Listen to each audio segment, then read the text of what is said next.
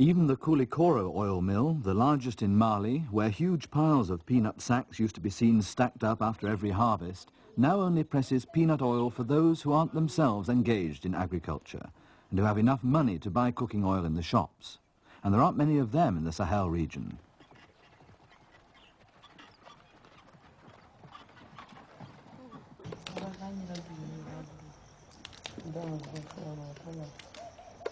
The bulk of the peanuts serves to meet the small farmer's own family needs, and it's mainly processed into peanut butter.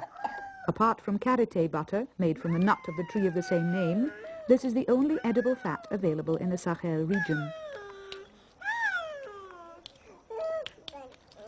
It takes many hours of hard work to make peanut butter, shelling the nuts, roasting them, and pounding them to a pulp.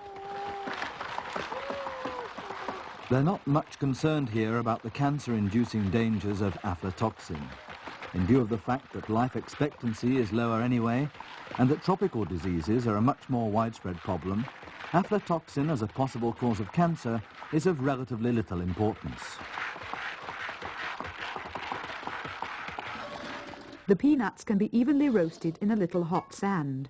The same method is also used with Bambara groundnuts.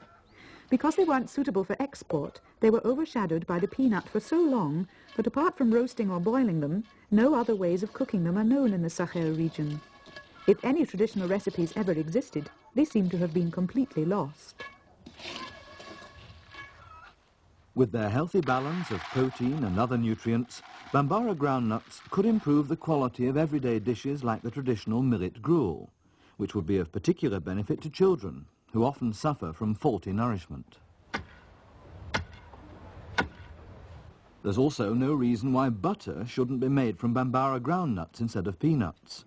It would admittedly contain less fat, but on the other hand, there'd be no risk of cancer from aflatoxin. This little plant has so much to offer that cultivation experiments are now being carried out by the agricultural researchers to try to produce yields which would make it interesting to farmers. It's been found to be exceptionally resistant to drought. Now other factors are being investigated.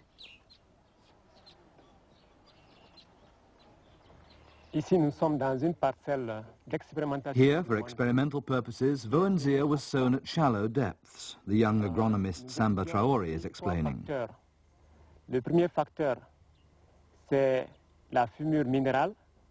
We're testing how the plant responds to fertilizer by comparing a yield completely without fertilizer to one with a dosage of 105 kilos of mineral fertilizer per hectare. Then we compare different local varieties, one directly from here with one from a village some distance away. La variété de Dougouba, qui est située à quelques kilomètres de Ségou. Le troisième facteur, c'est la date de semis. Nous avons deux dates de semis. And thirdly, we compare results when we sow the seeds parallel with grain and when we sow 2 weeks later. C'est 2 semaines après la première date.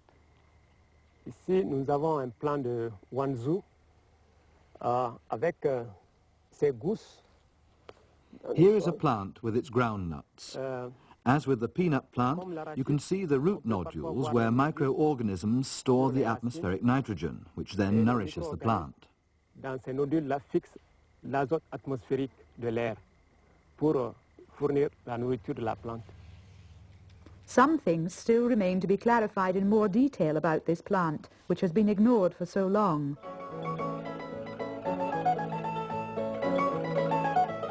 Especially here on this stretch of the River Niger, where food supplies for the constantly growing population are so limited and continually threatened by drought, it's essential that all potential food resources which haven't yet been fully exploited should be explored. The Bambara groundnut could make an important contribution to this, provided a genuine demand for it can be created, so that it's also more attractive for farmers to cultivate.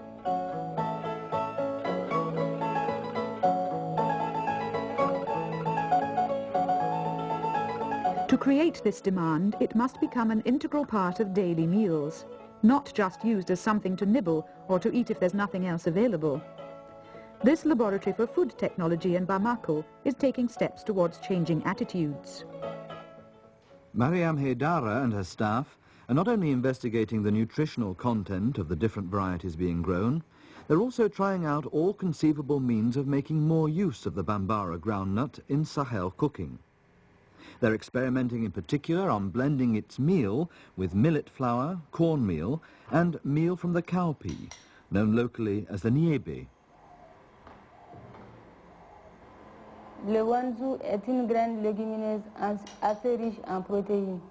En général, la Sungala Traore, a member of the laboratory staff, confirms what the experts have said about the merits of Vowenzia subterranea as nutrition, and emphasizes that its meal does indeed blend well with other types of meal, especially in dough for baking biscuits, cakes and croquettes. mélangée à d'autres céréales telles que le blé pour en faire des pâtes alimentaires.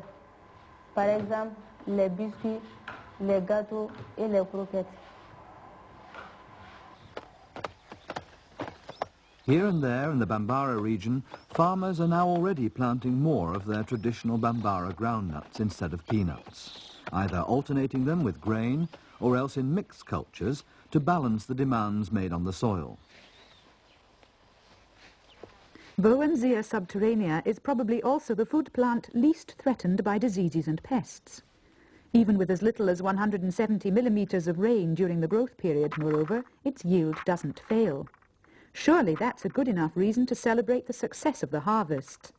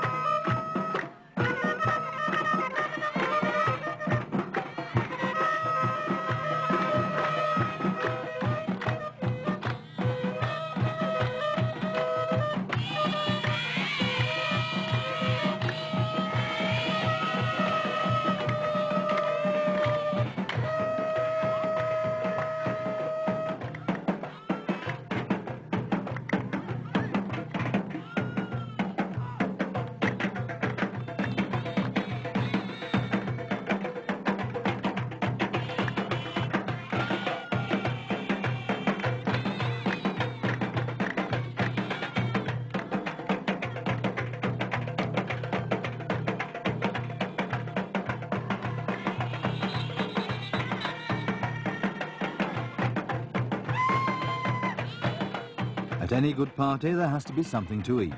What better than Vowenzia subterranea, the Bambara groundnut?